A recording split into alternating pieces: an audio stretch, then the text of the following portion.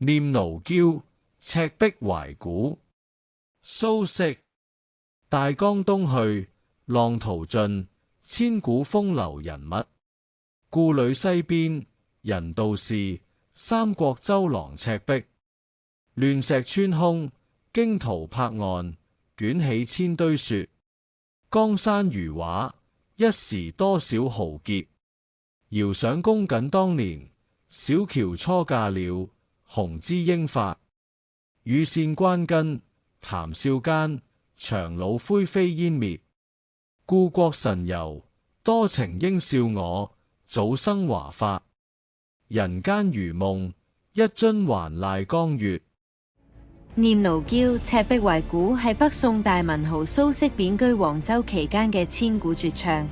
宋神宗元豐5年，蘇軾因烏台詩案被貶至黃州2年多，雖年屆47歲，心懷壯志未酬之憂，卻喺遊歷當地赤壁時，面對住浩瀚長江與歷史遺跡，揮毫寫下咗呢首被譽為豪放詞派崗頂之作嘅北柳名篇。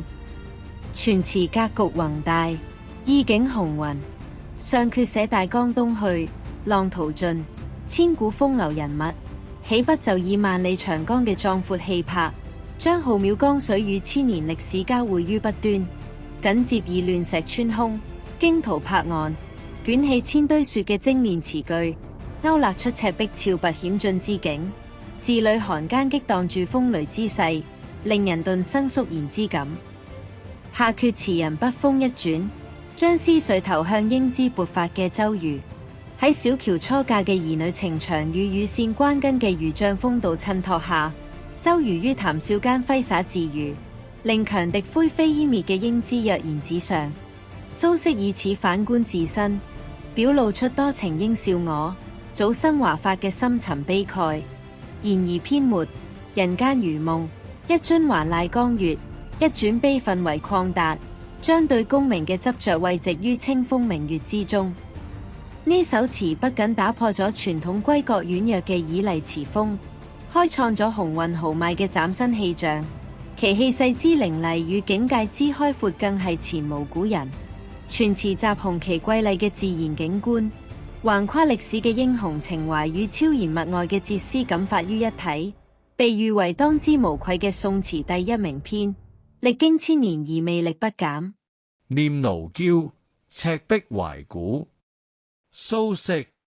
大江東去，浪淘盡，千古風流人物。故壘西邊，人道是，三國周郎赤壁。亂石穿空，驚濤拍岸，捲起千堆雪。江山如畫，一時多少豪傑。遙想公瑾當年，小喬初嫁了，雄姿英發。羽扇綸巾，談笑間，檣櫓灰飛煙滅。故國神遊，多情應笑我，早生華髮。人間如夢，一樽還酹江月。